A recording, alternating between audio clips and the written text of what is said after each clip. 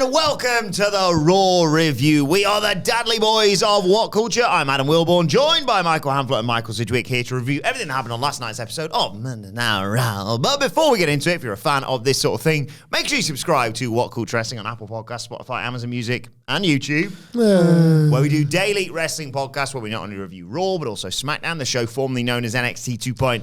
AEW Dynamite, AEW Collision, pay-per-views, premium live events. We have interviews, roundtable discussions, and a roundup of the week complete. A bloody good quiz, of course, on WrestleCulture. As I said, though, joined by Hamflett and Sidgwick to review last night's Raw and all the fallout from King and Queen of the Ring. I always forget. You've always got a fallout in your back pocket. Something. I enjoyed stuff that wasn't on this show. It was more what they were telling me about what I think was to come. There was elements of this Raw where, we talk about this all the time. You're always being encouraged with pro wrestling to predict what might follow as a result of booking patterns, as a result of the people that are put in particular positions. And for that, I really quite enjoyed this episode. Not for much of the action on the show itself. It was wasn't too heavy on the matches, which I appreciated.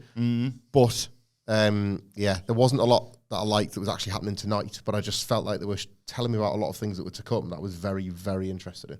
So decent character development on a otherwise fairly uneventful evening. Uneventful evening is extraordinarily generous. This was really boring or a disaster.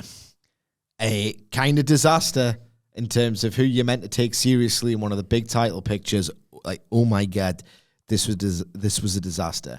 I want you to use your imagination, Adam Wilborn, okay? Go on. And I want you to not be a dick about it. I want you to use your imagination as well. And viewer, listener, I want you to use your imagination as well. Imagine this post-WrestleMania period in WWE, okay? Just imagine it. Beat for beat. It doesn't even take much imagination. Just think like Paul Levesque, right? Doesn't take much in the way of imagination. Beat for beat, match card for match card. And imagine that King and Queen of the Ring and Backlash take place in your not exactly white hot USA towns, USA cities that are, they can be loud on occasion at wrestling shows, but they're not your Chicagos, they're not your Phillies, they're not your New Yorks, they're not your Texas, right? Okay. Imagine how bad this looks if Nick Khan doesn't have the promotional masterstroke of saying, that BC show filler, slop, predictable, that you have to put out because we don't have an off-season, because that's the only way the TV and advertising industries really tolerate pro wrestling, because there's no off-season, right? The slop that you have to do because you can't do WrestleMania scope events every single month. Imagine if that wasn't in these white-hot international hotbeds, how boring and how tedious all this would be. My God. I mean, I'm trying to imagine it, but I can't. Yeah, I knew you were going to use that exact cadence. And I knew that you were going to use that exact same disingenuous tone. And you're right to do that, but I'm making a salient point. What an unbelievable idea that was. Unbelievable idea. Because, my God, this is pretty shit. And I'm tired of being told it's hot. How is it hot? I don't get... That's what it's that you don't feel it, so you can't. Yeah, but it's bad. I don't think it's bad. But this was bad. This was a pretty nondescript Raw. This was bad. But the big thing I'm going to heap praise on here, right, is there are two separate. It's jumping into the review a little bit. There are two separate divisions that I thought illustrated here to me a bunch of people I cannot wait to see working with each other. A bunch of people I cannot wait to see in slots beyond where they currently are. Loads of them. Absolutely loads of them. I didn't think this episode was much right home about, truthfully, but I just saw a ton of people that I can't wait to see more of. I just didn't necessarily like what I was doing this week. And I think there's I think there's loads of that. I think there was loads of that in WWE. I think there are tons of wrestlers across Raw and SmackDown. And NXT. Where you are into them. So as a result, you are into potentially, ideally what they're into doing now, but especially what they're going to be doing next. Where does that experience come into it? I thought this was I thought this was quite a good show for the promotion of what is to come rather than promotion of what you've got right now. I prefer the experience of sitting down and enjoying it. Well, ideally you get both. Of course you do. Yeah. Of course you do. I'm not suggesting, again, this is why I'm not saying this is like an all-time great Raw or anything. But if you don't feel that for half of these people, then I can totally understand why I wouldn't feel anything for this show. But I felt like I was being reminded constantly throughout this about like, what a good job you're doing with so-and-so, what a good job you're doing with so-and-so. Like, I continue to think it was what I loved so much about last year, though I thought last year's shows on their own merit were a lot stronger. And I still think Raw is in dire need of Cody Rhodes is the answer, but especially like more CM Punk. Yes, more people on that level. It's a massive cavernous hole every week. The lack of a Cody Rhodes promo, the lack of somebody that can just carry that 15, 20 minutes of mic time, all that sort of stuff. And this was evidence of it for me. But you find those guys and you make those guys with episodes like this. You present people and you say... Find a CM Punk with an episode like this? No, but you find a Gunther with an episode like this because he's been building everything up for the last couple of years and he's just about nearly there and now he's going to break through. Okay. You find I would say in like the current version of his character, you find a Drew McIntyre because all of it has been built into WrestleMania and now all of that's been built into this. And again, like, and especially the prime example on this one for me was Ilja Dragunov. The prime example. He's been on Raw all of a month, basically. You know who he is. There is already an expectation that he stands a chance of having the best match of the night. They've built up a minimum of one Ilja Dragunov dream match in the form of a Gunther.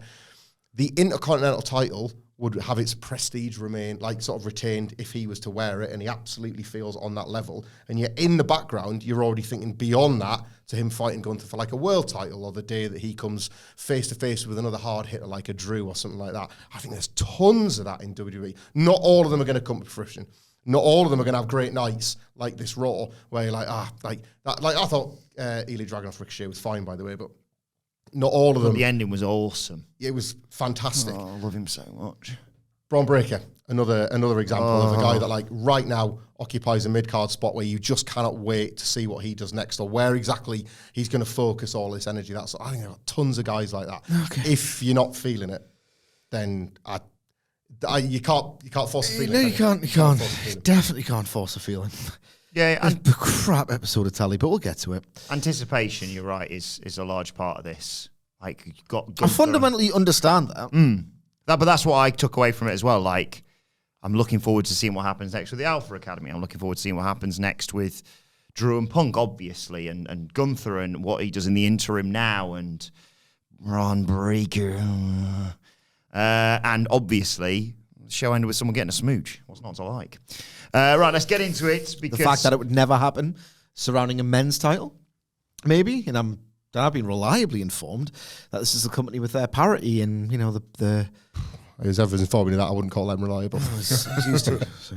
the show opened with a spotlight in the middle of the ring. I've never said that. Have you seen this? In the middle of the ring, there's... Don't play Ladies Night in Raw. Maybe we should. I'd welcome it. I don't want to say it again. Let's really push them and we'll get you singing twice a I week. don't want to say that. I don't want to do that. It's Ludwig Kaiser in the middle of the ring. I love his big spiel introducing the new king of the ring, Gunther. He walks down, the crown's in his hands, it looks perfect. There's "You Suck" chants, there's "We Want Randy" chants, and there's a question mark put over it on commentary of the controversial finish. We'll talk about this to, very quickly. We'll talk about the king of the ring view probably. No, because I want to talk about No, it. I'm joking, yeah, go on. I read with interest quite a lot on WWE's official communications websites about this controversial finish in Saudi Arabia, guys. There was a controversial finish in the match between Gunther and Randy Orton. Yeah, controversial. Oh, God, that was up for dispute, debate, because it was botched. It was botched. So use the words botched. If you do something controversial, it's something that you know that, say in the context of like a wrestling thing, right? If you do something controversial, it's something that you know you're probably going to get some kind of, maybe some pearl clutching over or a decision. Like the actual predetermined outcome of WrestleMania 39, that's controversial. That's what it means. This is botched. And I wish I heard the word or read the word botched more often.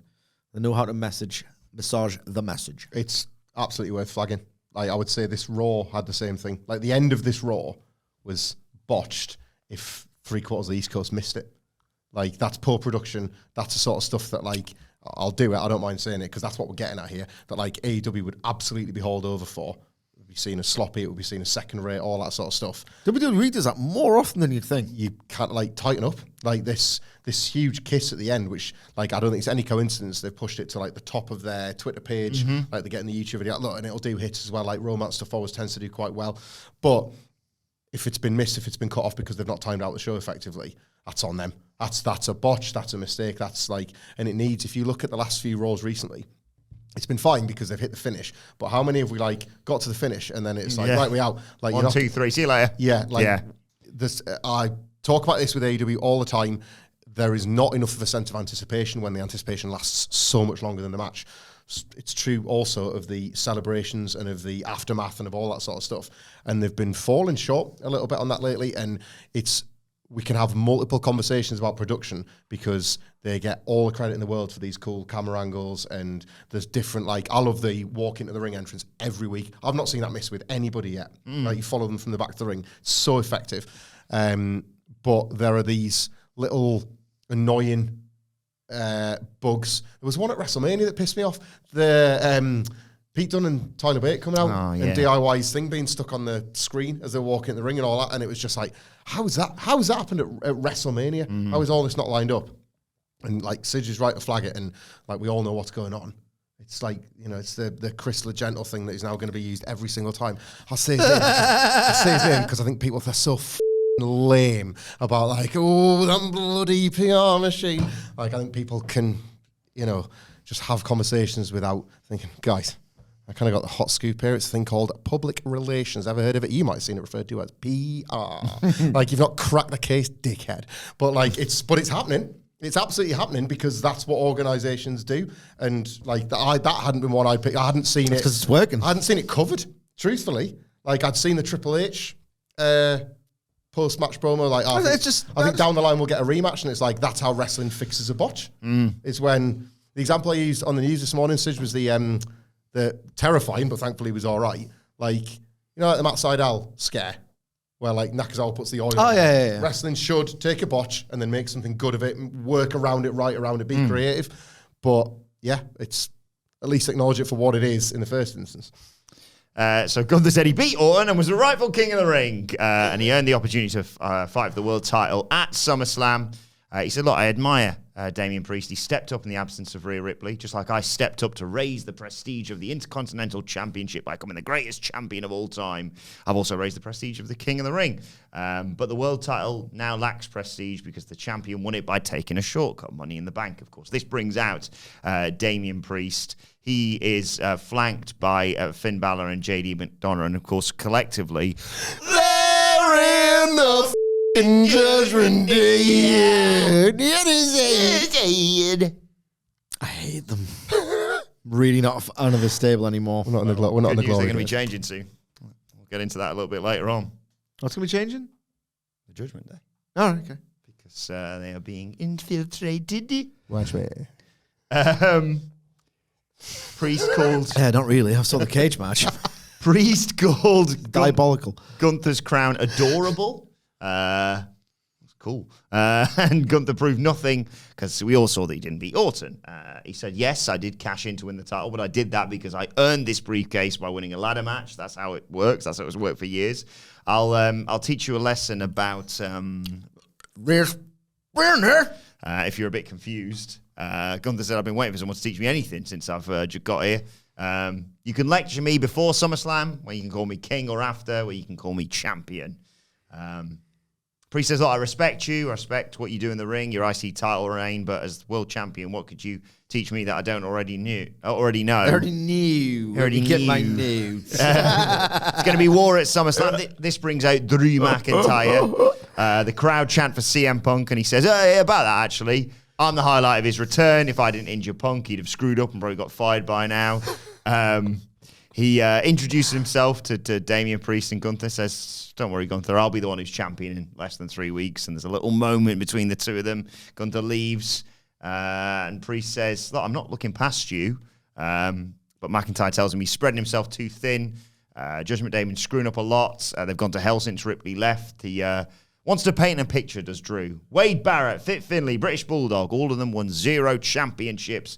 I've won the world title 3 times, going to be 4 soon. Watch me. Against Roman at Clash at the Castle. The fans broke him. He does a bit of a geography lesson because I don't bloody know about it in America. Says, this is England, Scotland, Wales. It's because I don't frigging need to, yeah? Greatest country alive. I'll never leave it, just love it, yeah? What, Scotland? No, America. All right. Actually, he's not riding a bus across Scotland. Very nice. He says, I like Glasgow. Edinburgh's great. Yeah. Oban. I love Oban. Oh. Some of those beautiful natural beauty in Scotland. It's a wonderful nation. I've been to Inverness once. Or Daft Punk. Good. He says Scotland's his country, and he's a psychopath, but they call him Drew up there because they're all bloody psychopaths, basically. I don't have to be mental to live in Scotland, but it helps. Fans are going to break Damian mentally, and he's going to take the bloody title. And Priest laughs it off, saying, "That's really your game plan, just to get under my skin, get the crowd to boo me. Well, I've been doing this for years. I've made a living proving people wrong. That won't work. Is your wife going to be there? Huh?" Drew's like, "So you better be my wife." He says, "Oh, no, nothing. I just want to see if I can get under your skin. Clearly I can. But are you man enough to do something about it?" And then they both get cut off by Braun Strowman, who's out there to kick JD McDonagh's ass. This was a confusing opening show promo train, wasn't it? I can't believe you admitted it. Good for you. Oh, I was always truly honest with the Fed, mate. No lies detected here. Your cadence is so convincing as well. Right. This is kind of... I'll tell you what, Priest, I still don't think he's got the aura. He doesn't know what he is. The presence. No. And he's this thing, is he a babyface? Is he on the way to being a babyface? Is he just a bit of a knob? This is like... He had the odd line that I didn't hate. But other than that, it's just not really clicking at that proper main event level. He seems assured in himself. Mm-hmm. Whether he should be or not's a different story. This is the byproduct of your international B-level PLE deal, is that if you've got a situational babyface in Glasgow and he's playing heel in America, you're going to have some all-heel interactions that... This is hyperbole because nothing's as bad as this was. A little bit Capital Wrestling Center, Paul Levesque. Just some hard-nosed guys threatening each other with beards, and they're tall and they've got dark hair and all the rest of it, and it's quite intense. I was a bit bored by it, in truth.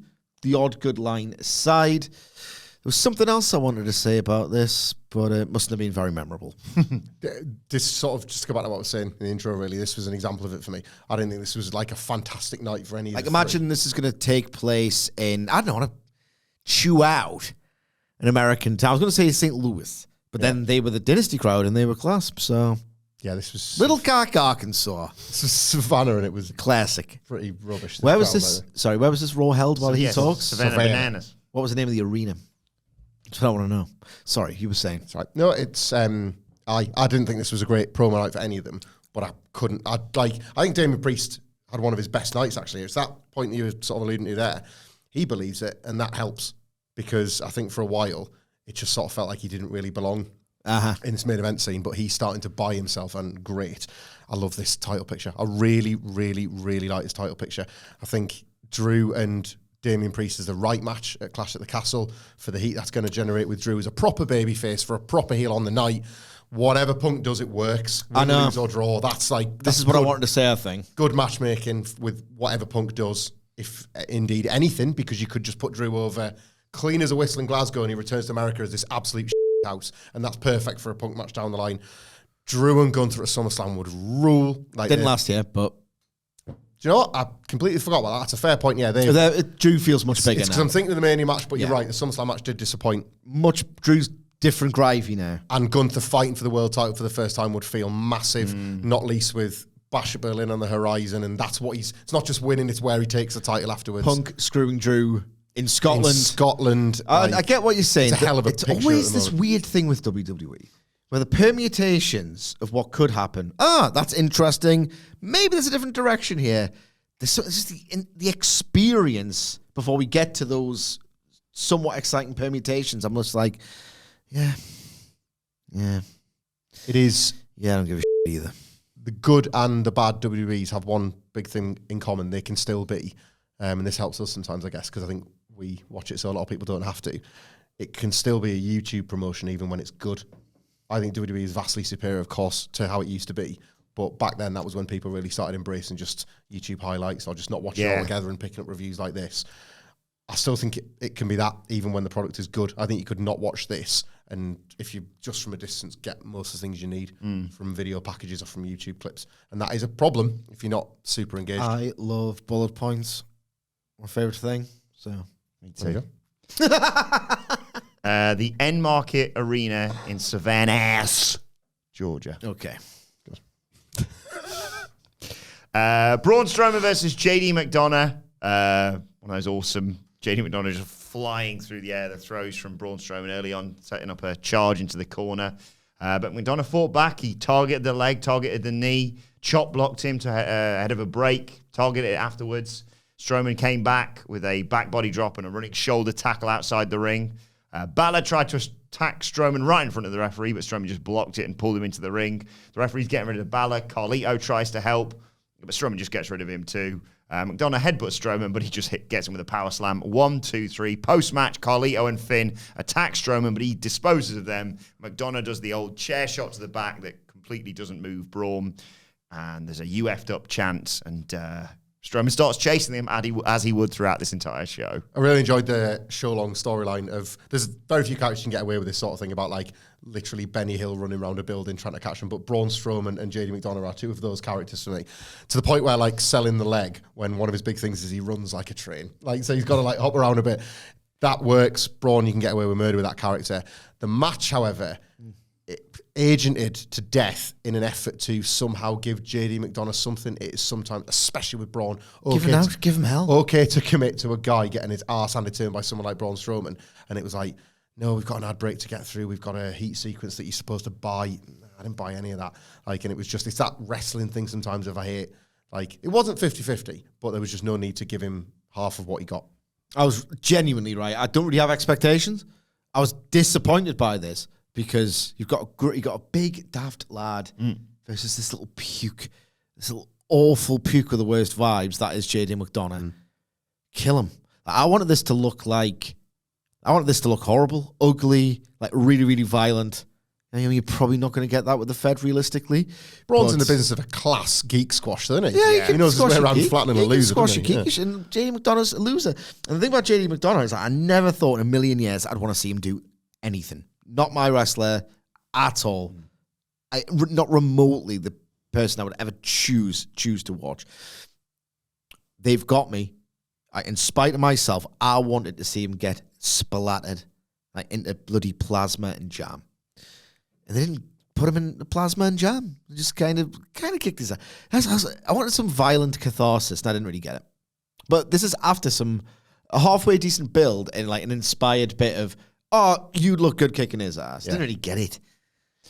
Liv Morgan's back there with Kathy Kelly. No remorse over how she beat Becky Lynch to win the title. Didn't know Dom was going to be there. Morgan said, look, Becky Lynch wants to talk about how I never beat her one-on-one, so I'll beat her in the first ever steel cage match, my first ever steel cage match. My revenge tour is just getting started. Priest's then angry with... You have to say that every week. And is it? Previously on my revenge tour. It's finished. She injured Rhea Ripley. She nicked his fella. She won the belt. Hasn't nicked his fella completely yet. Well, that's I've not got there. Priest approaches Balor and Carlito. Tells Balor that Strowman should have been handled tonight. Go and find JD McDonagh so we can regroup. Then we get a video recap of what Braun got up to last week. Oh my God. Medical staff earlier in the day are clearing Ricochet. Postman Pierce isn't really convinced, but says, hey, look, that's what they say. And so Ricochet's like, give me Braun Breaker then. He's like, Braun's at home suspended. You're going to have to wait. Ricochet's not happy. Ilja Dragunov comes in and says, thanks for saving me last week, basically. How about we have a rematch once you're better? And Ricochet's like, well, let's have a bare knuckle fight right now then. And Dragunov says, I fight people and break them, but I don't fight broken people. And Ricochet said, Ricochet ain't nothing but money. I ain't never been broke. And tells Postman Pearce to make the match. Dr. Fed, what's your prescription for Ricochet? Yeah, again, right? I prescribe the class match that Ricochet and Braun Breaker are going to have for this speed title on Nexa, which I'm sure this is the direction they're going. And what a speed champion he's going to make, by the way. It's kind of an inspired idea why you have this maniac who doesn't otherwise need to carry this dumb belt around. But by the way, once a week on Twitter, he's going to kill a guy. This was, again, Ricochet. It fits in a competitive Intercontinental title mid-card scene. He does. Like, there's wrestling matches happening here between the good wrestlers, and that's where Ricochet absolutely belongs. And I even like the idea of, look how much you kicked my ass, and I want to fight, and I'll fight you again. There's a nice little Ricochet, Ilja Dragunov competitive rivalry on who is the best wrestler. It's really simple stuff, but you don't mind it because you know the match is going to be pretty decent. And yet, like this promo, this dumb, like Ricochet is nothing but money. Like, I can never be broken at. You don't make much. You're a loser. You don't really win many matches. Again, it's never really like, made it to the main event. I think the bigger picture is great. I think this individual stuff here was lame. Super lame. I'm not, like, this isn't 2013 talking about Dolph Ziggler anymore. I'll never be convinced by Ricochet in WWE. I'll tell you when we get to the match. As Dragunov entered for this match, Cole said, why did Braun Breaker attack Ricochet? And there's a QR code that appeared with the words, because we believed. And they acknowledged the QR code. And there was What's the date? Do we know the date? Have people talk about the date? Possibly the Raw after Clash at the Castle. I'm nearly there. Nearly there. I can't wait for this. Yeah. Me neither, actually. I was like, no, just don't. But curiosity's got the better of me now. Let's have a look at how what does it look like? Yeah. What does it goddamn look like? So it's Ricochet versus Dragunov. Knees Ricochet out of the ring to take us to a break early on. When we come back, Ricochet fires back in with a knee strike and a suicide dive, but Dragunov caught a second dive, slammed him into the side of the ring. But Ricochet comes back off the turnbuckle with a moonsault.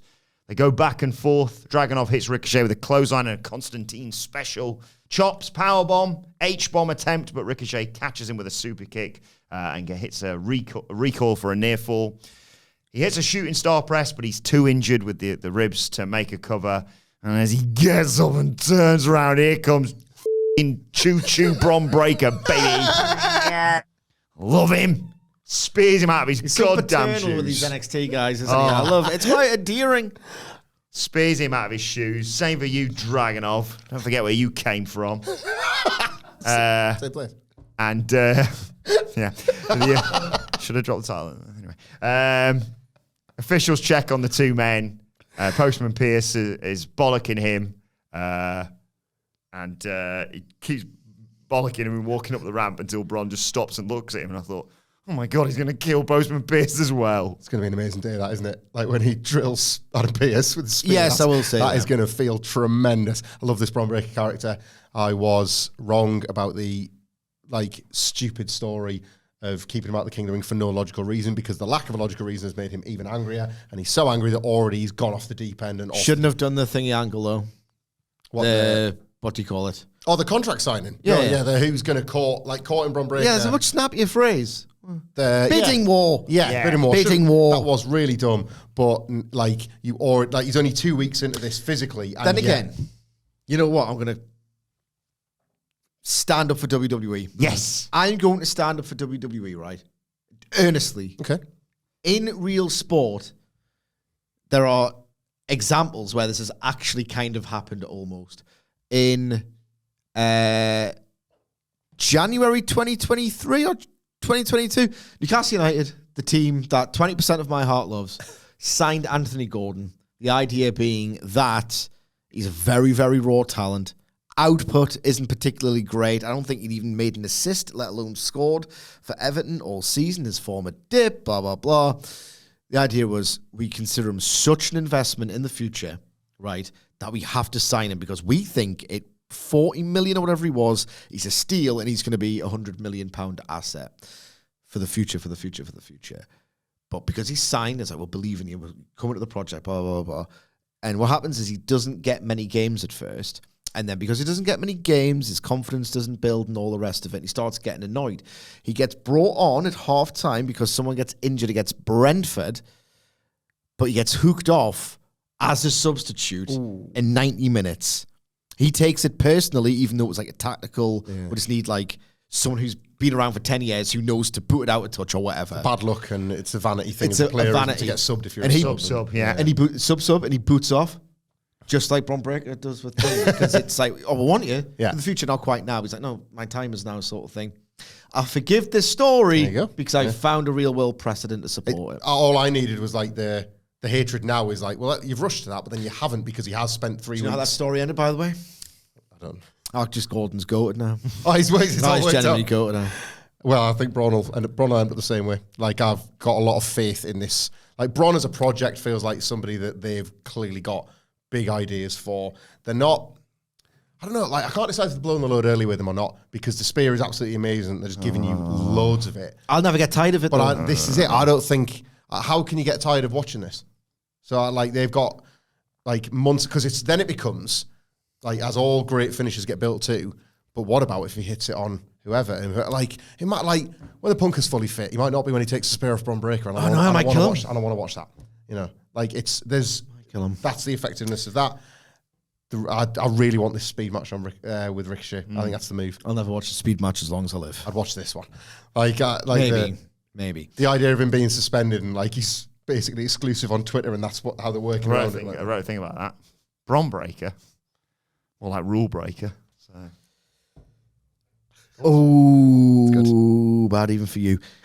I've got a question to ask and a take to have in the match. One, the question, is it fair to say this wasn't as good as the match or as well received as the match they had Ilja and Ricochet a couple of weeks ago? Yeah. It wasn't as good, yeah. Here's an unfair take. Potentially, because he is a decade older. Did you see the Ospreay comments on Ricochet? Really nice. He was saying like he feels like it's been wasted in WWE, and he was saying like myself and like other wrestlers who do high flying as a style or did it, we just wanted to be Ricochet in Dragon Gate. We watched Ricochet in Dragon Gate, couldn't believe how good he was, and Ospreay said like as a high flyer, all I wanted to be was Ricochet in Dragon Gate. He completely changed the game. He gets nowhere near enough respect for how good he was. If you look back now, he was the absolute man at the time in wrestling, on the underground scene and all the rest of it. He still doesn't get enough respect, probably because he's been in the system for way too long. And then someone was like, one of the engagement accounts, proving their worth for once, like made a compilation, might have just pretty ripped it from a YouTube downloader or whatever, and put it on an MP4, whatever.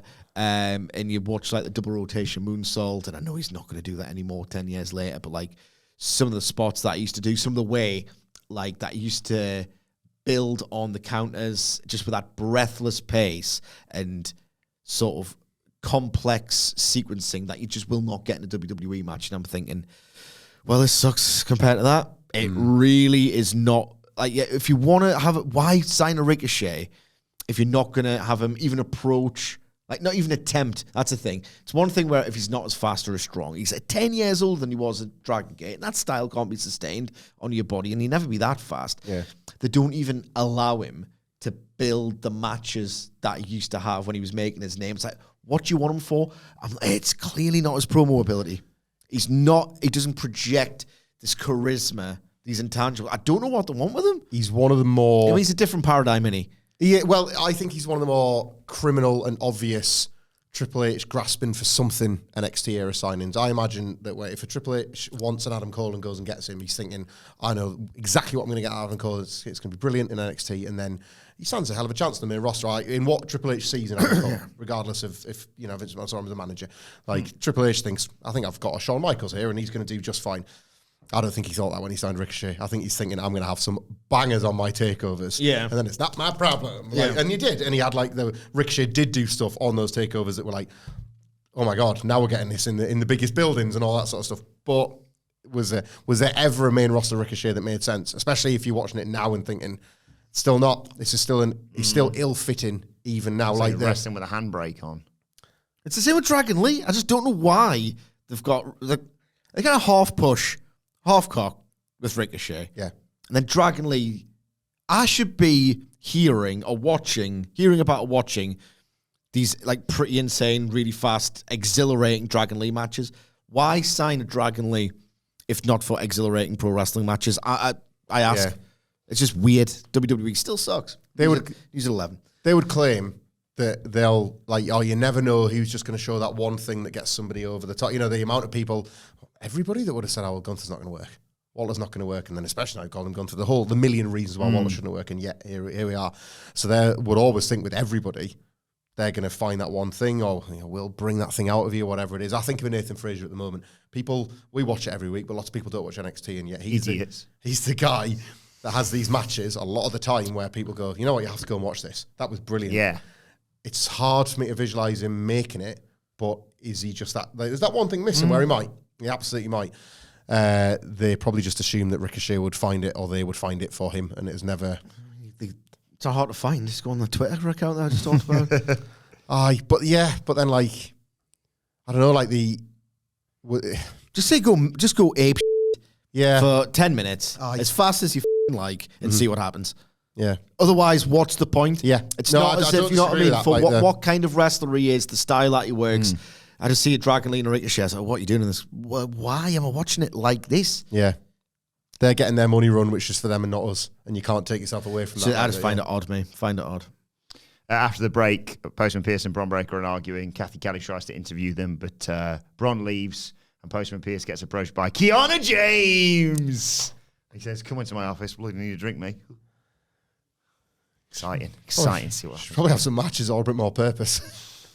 IMO. Give it time. Right, I did enjoy the Miz and R-Truth thing that came next. They're in the ice cream truck. So that's the most normal thing in the world. They're in the ice cream truck. Truth's working. Actually. Miz is like, what are we doing here? Why do you want me to wear white? And Truth says, so you can represent your flavour. You're vanilla, and I'm obviously strawberry. And Miz is slightly surprised when Truth says strawberry. And basically, both Truth and then New Day say, what flavour were you about to say, Miz? And he's like, yeah, strawberry. And funny angle that. And New Day are like, I hear you're doing like a raffle, or you're just handing out title shots left, right, and centre. Is that still going on? Miz says no. Truth says yes. And then Truth, unfortunately, shuts the ice cream truck because he probably sees Karrion Kross coming. Love that. Karrion Kross, right? Think of it. Karrion Kross, this man who can, I don't know, see him through time or tries to corrupt people. Is that he's pretending he's corrupting people. Yeah, he's right. So the idea of Karrion Kross just milling about in the parking lot before the show, this dark man with the desire to corrupt, and he sees the evil in everyone, and this world, he's like a nihilistic kind of guy. And I was getting ice cream then. Oh God, there's some wrestlers there that I'm feuding with. Scarlett, I fancy it 99. Yes. With some flakes and some sprinkles, not those ones. The ones at the bottom. Tonight we feast. What, on like opponent's bloods? No, I just want one with the chocolate and the nuts. Yeah. What was your favourite from the ice cream truck? So I liked, it's not ice cream, but I did like a cider lolly. Oh, I love the cider lolly. I'm pissed. There's a cider lolly. Cider lollies were goated. Like 99s. I like the nice with Monkey's blood. Monkey's blood, we called it. Monkey's blood. And a feast. And a mint feast as well. Had a mint so feast. the one with the big chock in the middle. Yep. Oh my God, I love a mint feast. The mint ice cream would go around there. Like, I like the Zap. Yeah. Was the Zap the one with the funky colours? Yeah. It's like a rocket. No, Zap. That's something else. No, Zap was like a sort of a neon-y, yellowy and green and all sorts of colours happening. Yeah. Was it just thinking of a rocket? A rocket, yeah, clues in the shape. So Zap was like that shape, like an arch, like loads of funky colours on it. Didn't it taste like toffee? Yeah. I got had a strange waked by a taste, Zap because I thought all these different fruity sensation flavours. And he goes, yeah, I'm getting all the fruit here. It's toffee. I'm just a child entranced by colours. Talk about It's like Hamilton watching the Fed. All these different colours. This is good. No, it's rubbish. It's just bright. You talk about the ones at the bottom. I love the Calippo because what a vessel for an ice lolly that was. You eat the ice lolly, you're pressing it, and it's like ice lolly coming up, and then when it melts, there's juice at the bottom. You know what Second drink. You know what's goated now? They do cola Calippos. Oh my God. They are goated. What's your favourite? I feel like we've discussed this before. I love a knobbly bobbly. Knobbly bobbly and a curly Screwball was up there for me. Yeah, a bit of chewing. Yeah, a bit of chewing on the bottom, a little treat. I also liked a Magnum. Yeah. I felt it was indulgent. Fancy Dan. Oh, classy. Supermarket own brand Magnums are good. Are they? They do Yes, it like Aldi Magnums. the almond magnums, considering how expensive they are normally. It's Yeah. like £3 for one, or like you get a box of 3 for 11 quid or something from Asda. If you go to Aldi and you get the fakies, they're great. Sorry, right. I need help from the listeners, right, here on this. My favourite ice cream related treat now is, I'll do it in descending order to build up to the big bit. You put raspberries over lemon sorbet enclosed in a brandy snap basket. Like them. Right. A resident of the United Kingdom, have been unable to locate a brandy snap basket in years and years and years. Farm Feeds, pack of 6. Really? A lot of the time. Because I just, yeah. I could just eat them. It's great. No, but I don't believe they exist. And unless it's their wafer one. even online. Ah. It's Askey's, the company, the manufacturer, okay, and I cannot find them anywhere, even online. Right. You click on, oh yeah, they do, A wavy pattern, right? yeah, and they do like, you can have a pack of 20 if you want for 40 quid. It's like, well, I'm desperate. I'll get my year's supply online. It's always out of stock. If someone, Picture myself buying the pack of me like, if someone can point me in the direction of a brandy snap basket, I'll be forever grateful. yeah, they used to get those from Farm Food, making them with the kids and like making ice cream No, for the kids. that's not my first rodeo. I used to get them from there all the time, but I can't find them no more. Very sad. Last weekend, Sidge had a pistachio from Minchella's. Oh my Last God. Sunday. Pistachio ice cream is the yeah? goat. Sorry, I'm just look there. Same. What's happened there then? I don't know, but it makes me very sad. I love brandy slam. Thanks, the internet. Isn't that the new Google AI? Is really terrible? Yeah, I've just typed in, well, it suggested where to buy brandy snap baskets. And the first thing that comes up is Sainsbury's in Gateshead, Sidge, with a picture of bacon jam. Brilliant. Thanks, guys. I'll keep looking, though. The Brandy Snap Company? What's their business? A 90-pack here. 68 quid. I bet it's sold out. Are we onto something here, though? What about if you went to a Costco or a Macro or something? Because ice cream vans/shops need to get them from somewhere. So maybe Don't do them anymore? Just don't even sell them. You can't buy one if I've you're out not and seen. about. Yeah. That's why I'm asking the listeners if you could just, if you've seen one. Not even any on Amazon here. Nah, man. I've tried this. It's very sad. Oh, my God. Oh, yeah. Karrion Kross said, Kofi said, just ask for a match. And he said, no. I'm here to help. Did he call him a wedge driver? I might have done, yeah. Terrible. Sort of into Final Testament as these complete geeks. I think I quite like them. Like they're now like Karrion Kross, like, oh yeah, the goth stuff and the magic powers doesn't work, nobody buys it, does it? I'll be a wedge driver. I'm a wedge driving asshole. You meddling wedge driver. Absolutely terrible. You don't want me around. You're correct. He said Kofi's had his time in the sun. He should retire and let Xavier Woods shine, and you should watch AOP in action tonight because they're going to kick your ass next week, basically.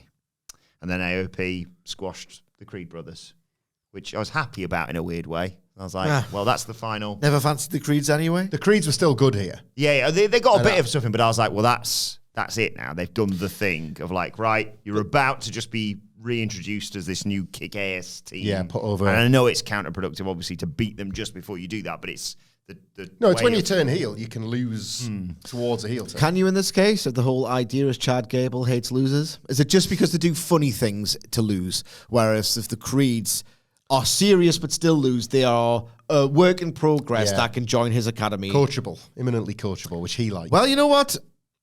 I am being so reasonable. What a Rush is the new name of AOP's finisher. AOP, LOD. Ella Ring is stealing a living. Correct. Does he do anything? Is like a manager. Has he cheated yet? No, he just Stands there. walks about, doesn't he? Yeah. Sticks his glove on, goes to work. Off to work. Just bring Rocco back. I'd love that. He can teach us from right from wrong. That's what Hawk said. Animal. Right from wrong. Get back to Chicago. What the hell is that? It's a dummy. Like you look. We was growing up and we were little road warriors. Little doomers. Little doomers. Rocco taught us right from wrong. See it in my memory is this company sucks. Thinking like the kayfabe bit, like Paul Ellering was like the therapist and Rocco was a therapy doll, but they just thought it was a real kid. Yes! Like the Hawk and Animal, you're always so bloody angry, you need to chill out. Well, make it work? what does Rocco think? Like, no, but that's like, yeah. Like, Hey, it's our magical friend Rocco. yeah, Hawk and Animal's parents just like, we're out of ideas, Paul. Have you got anything? Well, I've been using this doll recently to help sort troubled kids. give it a go. It might just work, and they just never took it as anything more than, hey, your new friend Rocco's super cool, and what an awesome jacket, what a rush. Nice pants, let's get adult Zubaz. We've just, oh my God, dabbling in therapy dolls in 92. Yes. It's made Rocco go. And he rode his own bike to Wembley Stadium. Paul Elverin was the back of Rocco's bike. Rey Mysterio cut off. I like that Rocco kid. That man knew his way around a Titan bike. He knows how to work. Rey Mysterio cut a promo on Carlito. What year is it? He was welcomed to the LWO with his open arms, but his jealousy over Dragon Lee made him bitter, and it was a huge mistake to attack Cruz del Toro. He can run to Judgment Day if he wanted, but he's going to find out what happens when you cross the LWO and Rey Mysterio. Can you imagine if in like a year's time, Gangrel is working upper mid-card programs on an episode of Dynamite, because that's what's happening with Carlito. Yes. The backlash pop was enormous because of course it was. Bit of nostalgia, the right location, the right match, everything was perfect for that Carlito run-in. Nobody asked for him to be signed, right? Except maybe Carlito. And even then, I'm not sure, because it took him ages to debut. I don't bloody have to. That was kind of part of the deal the first time around. Oh, fine, I suppose. Like, it's just, how have we got here? I don't know. It's bad and boring. Like, I'll forgive. Raw's good. Rey Mysterio gets 1,000 lives. Honestly, he does. And like half the time, his matches are still class. So I'll forgive Rey Mysterio 100% for this one. But this whole story, the match that followed, trash. Mercifully short. Sheamus comes out. When we was walking backstage, we saw JD McDonagh chatting to Liv Morgan. So he put over King and Queen of the Ring, banger after banger after banger. But he was sad that he couldn't be part of it because that bloody Kendall, Ludwig Kaiser, smashing his knee and taking him out. He wasn't bitter, though. He understood that was part of the game. But Gunther's coat rack is just talking trash whilst he's at home waiting to get cleared. So Kaiser, I'm back. And then Kaiser appears on the screen and says, good to see you. You complain like usual. You're old, basically. You're blaming me for your loss. You should blame Gunther because no one stood a chance anyway, especially not you. You don't tell me what I do. I do things on my own terms. And then Sheamus says, shut up. And then says, Savannah, should I get him? And he goes to do that and gets attacked. And they brawl and have to be separated to set up a match next week. Aye, fine. Kaiser's getting some all right profile off this. I don't know quite what they're doing. Does he win? And this is another thing for Sheamus where he needs to look inward and think what he actually wants out of this career at this point. Does Sheamus get the win to build up to like another cool Gunther? I don't know. Well, I like it. I do like it. Yeah, it's okay. Becky Lynch goes to see Lyra Valkyria in the locker room. Lyra's sore, understandably, after that Queen of the Ring final. Lynch says, look, Saturday didn't go away, but it's not about winning all the time. It's about getting better every time. So we'll win or learn and keep winning or learning until it's time to walk away. And then she gives her a fist bump and says, why don't I get some knee pads? An ominous sign of things to come, perhaps. It's like Becky Lynch is not going to go to AEW, I wouldn't think, or anywhere else for that matter other than WWE. But it's interesting that she hasn't. It is interesting that she hasn't signed a break. It's always good for wrestlers. So if she's going to take one, that'll be cool when she returns. I don't know. That's quite interesting. This Becky Lynch. I didn't expect it to go to the wire this way. Even her doing feels like the Cody 2022 one, and look how that turned out. It's just didn't think we'd have any sort of speculation on this whatsoever. No. What % chance do you think there is that she goes to AEW?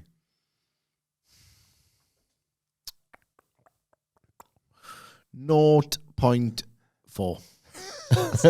That's very much a long shot, but I agree with you. Yeah, I think I was sort of saying to this on the news, like it is risky anyway because it's the wrestling business. So handshake deals are, was it worth the paper they're written on, basically? But like if she, wants to go away and isn't like, I don't want to be beholden to a contract. I want to go away, and when I'm ready to come back, I'll kind of come and see you, and we'll iron the contract out. Or if she's just saying, no, I don't need to wrestle. Put another 0 on that contract, kind of fair enough, to be honest. Yeah. Fight for Select calling it what they would think to be the biggest women's contract ever.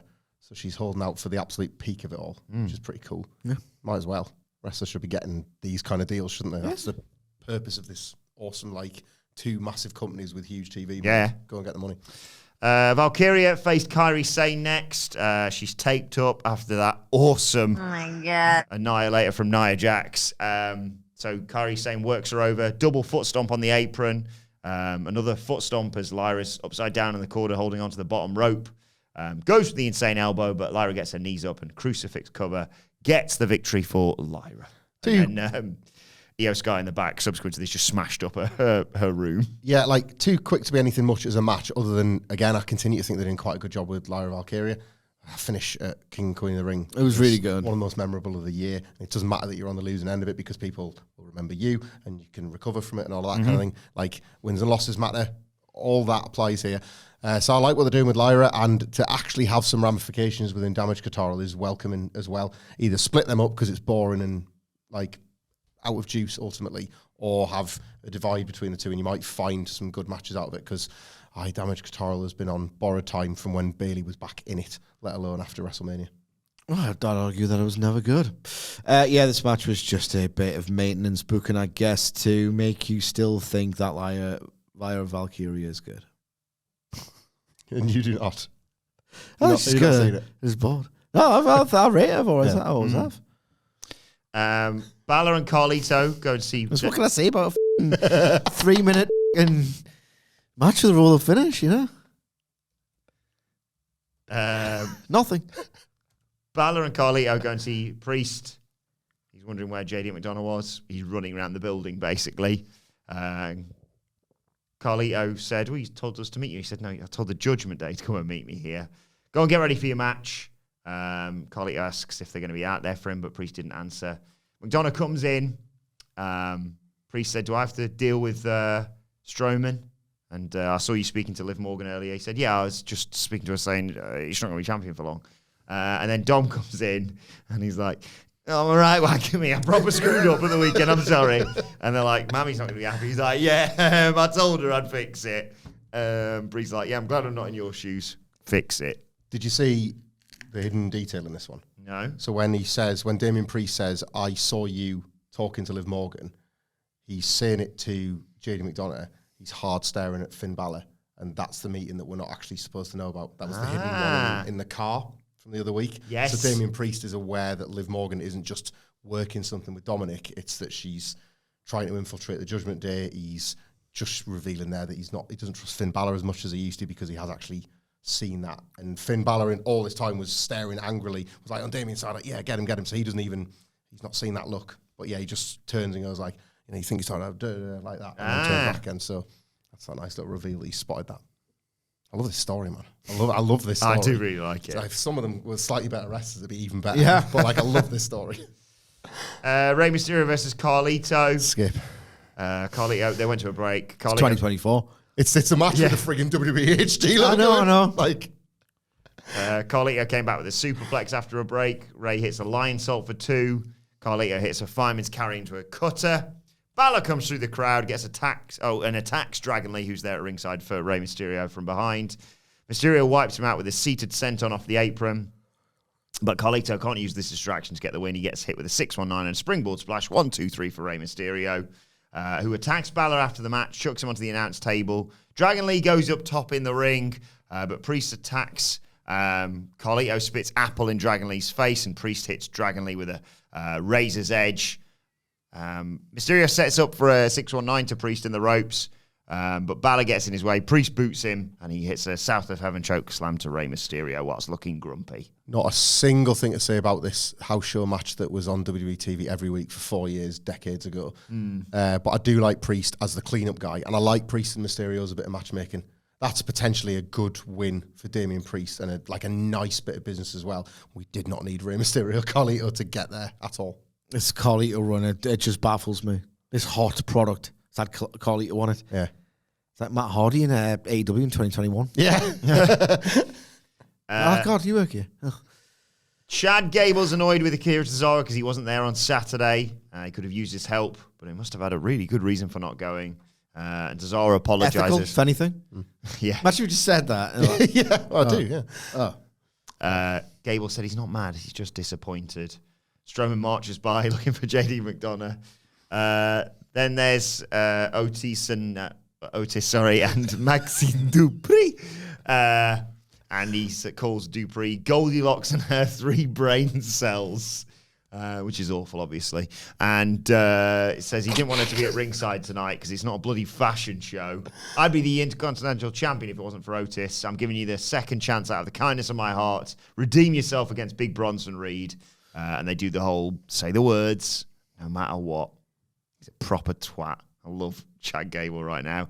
Bronson Reed versus Otis followed. Otis got his ass handed to him for the most part, but fought back, got in position to hit the Caterpillar, but Gable's like, no, you can't do it. And Otis says to himself and to the audience, we're gonna do it anyway. So Gable gets in his face. That allows Reed time to recover, hits a thrust kick, a senton, and tsunami for the 1, 2, 3. And Gable calls Otis back into the ring and the rest of them to come out because they're having a meeting right now. Quick word on the match. Boring. Can we talk about the aftermath? Yeah. So it's a quick word, isn't it? Yeah. Velocity. Gable. This is, I saw some raves for this. I like this. This is okay. I like this a lot. I think it's, again, like Hamlet said, it's probably more in anticipation, but I liked. I meant the match. Oh, the match. It's big lads twatting each other is always fun. I wasn't big on this, but I'd more to say after this, like the way this played out. So Gable says, what's it going to take to get through to you? You lack discipline, so I'm going to have to show you discipline in front of everyone. And he takes off his belt and tells him to stand and hold the rope. And he tells Dupree and Tozawa to basically just watch. Otis has brought shame to the Alpha Academy. Let Tozawa watch. This is going to hurt me much more than it hurts you. And he goes back and he's going to swing when suddenly Maxine grabs his arm, stops him. And he thinks, what, do you think this is too much? Going to make you cry? Get the hell out of my ring now. And she leaves as he gears up to hit him again. But here comes Sami Zayn, who checks on Maxine as she's heading to the back and heads down. And Gable's like, don't you bloody get in here. Turn around unless I'm getting a rematch. This is Alpha Academy business. And he says, last chance. Don't take another step. So Sami just comes in the ring anyway and says, what are you going to do, Gable? You're a weak little man. You've manipulated your way into chances for the title. And every time you did, you came up short. And when you did, you blame everyone else. All the people, all your friends. This is your fault, though. You just can't get the job done. And Gable says, yeah, I can. I can do it anytime I want. I did it last week. I'd have done it in Saudi if it wasn't for bloody Otis. And he goes to hit Otis, but Sami stops him and grabs the belt out of his hand. And Otis stands between Gable and Sami and says, what are you going to do, Otis? How much more are you going to listen to Gable? I told you last week to stop listening to him and listen to the crowd. And the crowd are chanting for Otis. And his hips start going. And he tells Otis to listen to his heart.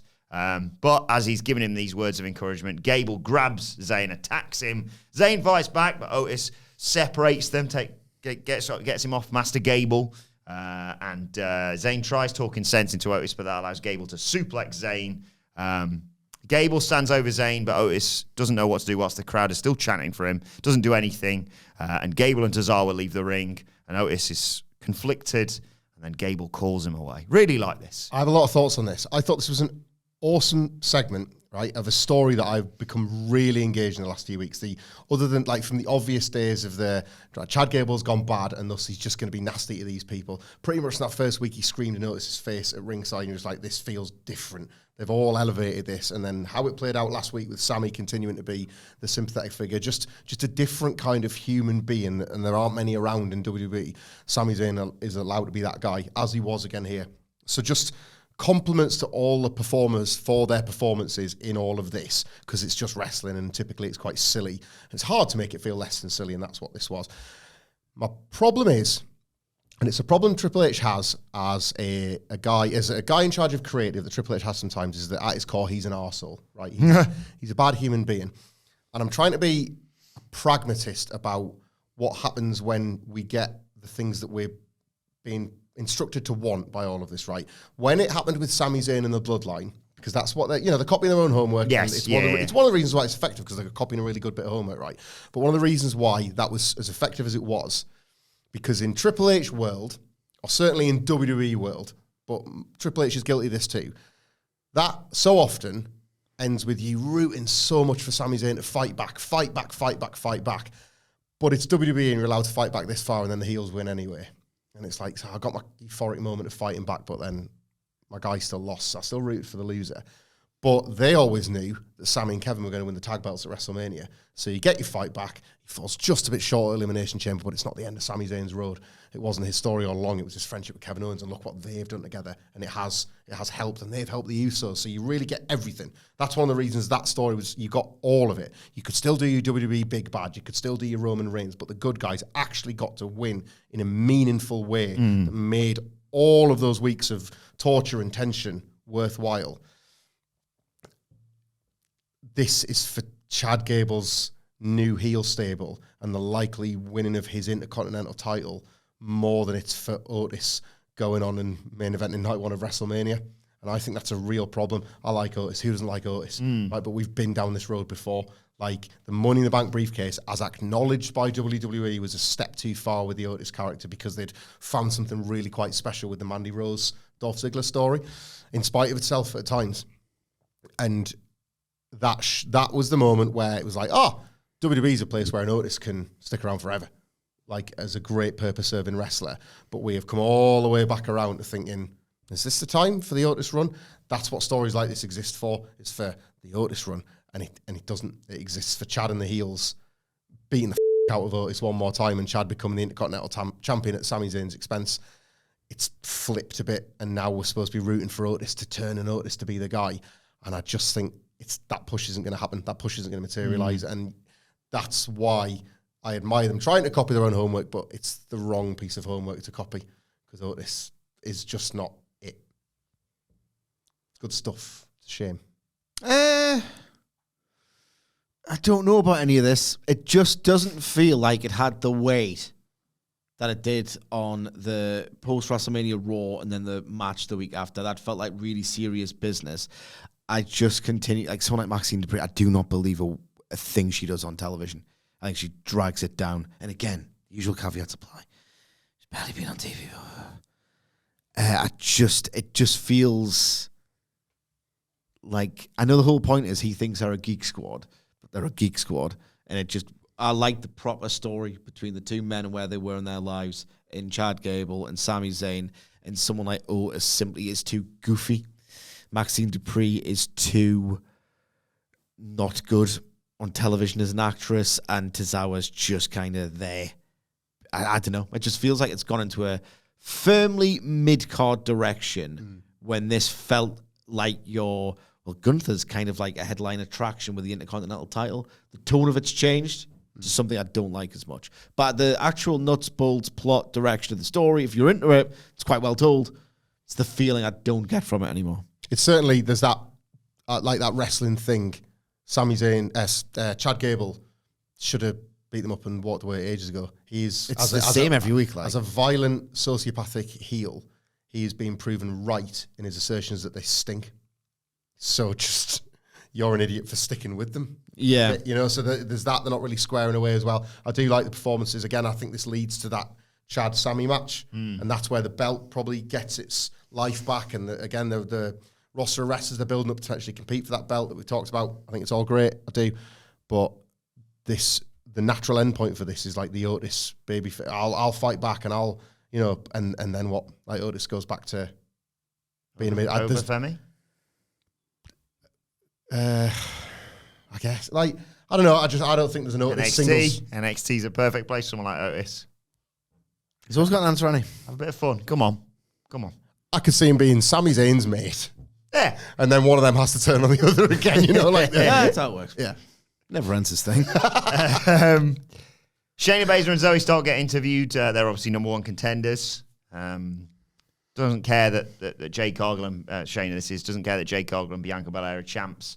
They've got the same limbs as everyone else. Come down to Raw and see what happens, basically. Sonya Deville shows up, though. Says, why are you talking like champions already? You could become champions with my help, though. And Baszler says, no, I don't want any of that. Piss off before I put you on the shelf again, basically.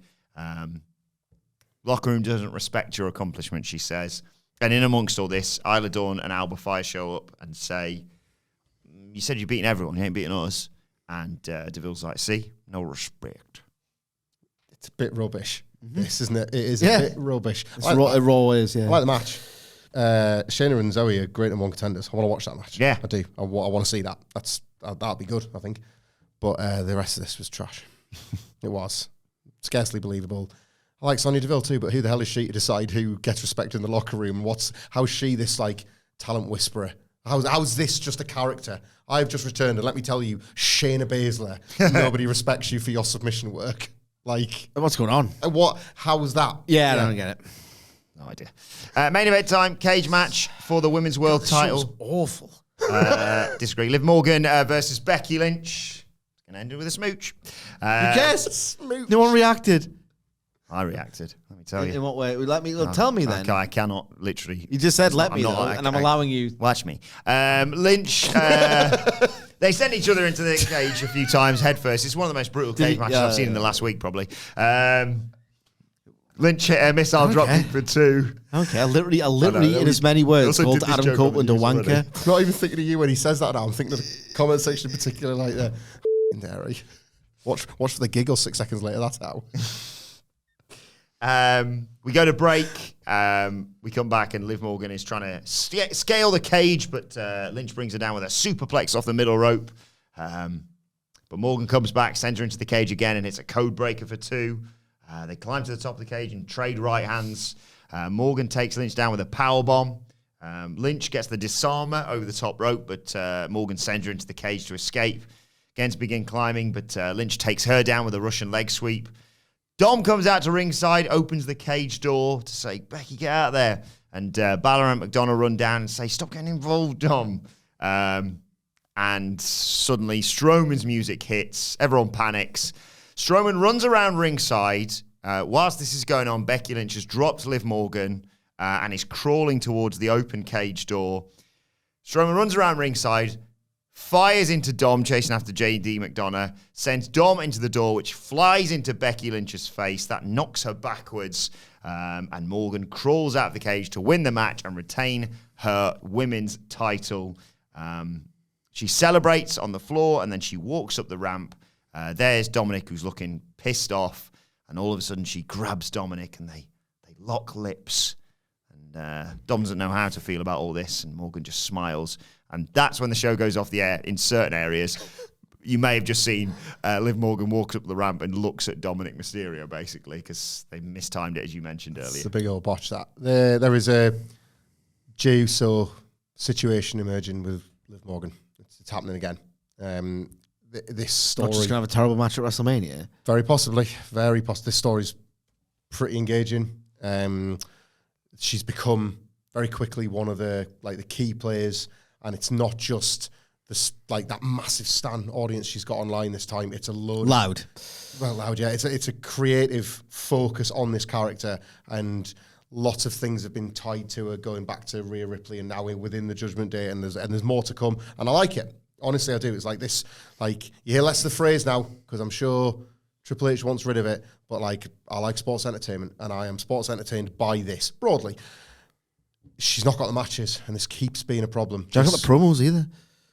No, she doesn't, but there's definitely a charisma. I think there is an appeal within the right story, and I think this is the right story. I don't feel like, at the moment, she's been given a spot above her station. I think this time it's the right one. I do. This was the time to strap her up. This, Becky Lynch has come back in probably to do a favour. Rhea Ripley getting injured wasn't the plan. This is, the story makes sense as to why she's kind of found herself where she is.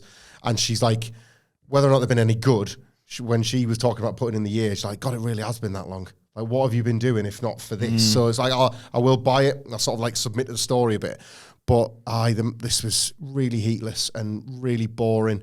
And It's 8 minutes gobbled up by commercial breaks. They had no belief in it whatsoever. So why is she a champion for a start? Yeah. And all I can remember is legs sort of crushing faces into the mesh.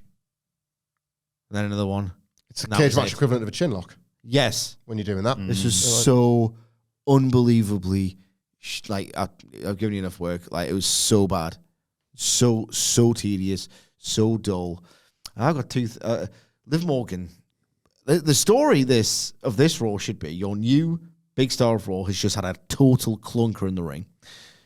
This follows several weeks of really, really bad promo work. This is a bit of a disaster. It's your next big thing for Raw. More people should be talking about how bad this was, and nobody is. The match quality, not there. The promos, not there. How can you kiss Dominic Mysterio? A kiss on a wrestling show always gets a pop. Dominic Mysterio is apparently one of the biggest heels in wrestling. How can you not get a pop for kissing Dominic Mysterio? Like, really, really, I thought it was just so bad. And two more things, all aimed at Levesque. One, why did he make Nia Jax bend the knee to him? And why was he not there when Gunther was crowned King of the Ring? Where's the parity that I've heard about for years and years not happening? And why would there be any kind of like romance plotting surrounding a men's world title like this? Yeah. Probably not. But just as a slight counter to that, but there has been stories around the world title that people have claimed you simply cannot do because it's the world title. I would frankly welcome like a romance storyline around a world title, but some people hate that. So that's not debating your point. Nowadays, but there's this prestige. people will point out historical precedent. Of course, they will. Yeah. I'm not talking about Trish and Triple H and Stephanie. Yeah. I'm talking about now. Like romance and comedy, I think all's fair. I would do if it's good, it's good. Yeah, that's it. That's my take on it. And I was saying the WWE attitude. I think this is good. I think Liv and Dom and the Judgment Day is good, and I think what they think they're doing is applying a good story to the world title scene, and it's part of her. Maybe she doesn't get to the level without all of this happening. So I think it makes sense here, but I think your point is about parity and all those things are still bang on. Yeah, okay. But I think this is kind of key to Liv's success. Well, it was big news when Gunther was there. That's what I want to know. Wasn't he out there? Wasn't the point? He was out there, but he didn't make like Gunther didn't bend didn't bend the knee like Nia Jax being like the only thing on that is that they're building like Gunther's not even put the crown on his head on Raw, and they're building a Nia Jax coronation on SmackDown. Oh my god! So there's two kinds of monarchs here. Right. Yeah, I'm with him. I can't wait for that. There's two kind of monarchs in WWE, and there's one that's represents my title shot, and there's another that's like a crown, a cape, and a scepter. Yes, please. Like, and they're going to do both. Let us know your thoughts on Monday Night Raw in the comments section below or on X at WhatCulture WWE. Watch, they can follow all three of us. You can follow Michael Hamflett at Michael Hamflett. You can follow Michael Sidgwick at M. Sidgwick. You can follow me at Adam Wilborn. Follow our brilliant producer at It's Adam Nicholas. And make sure you subscribe to WhatCulture Wrestling, wherever you get your podcasts from, for daily wrestling podcasts. The Double or Nothing review is available right now. We are coming your way later on today with the NXT preview. And we'll be back tomorrow, as promised, to review King and Queen of the Ring. But for now, it's been the Raw review. My thanks to Michael Hamflett, to Michael Sidgwick. Thank you for joining us. And we will see you soon.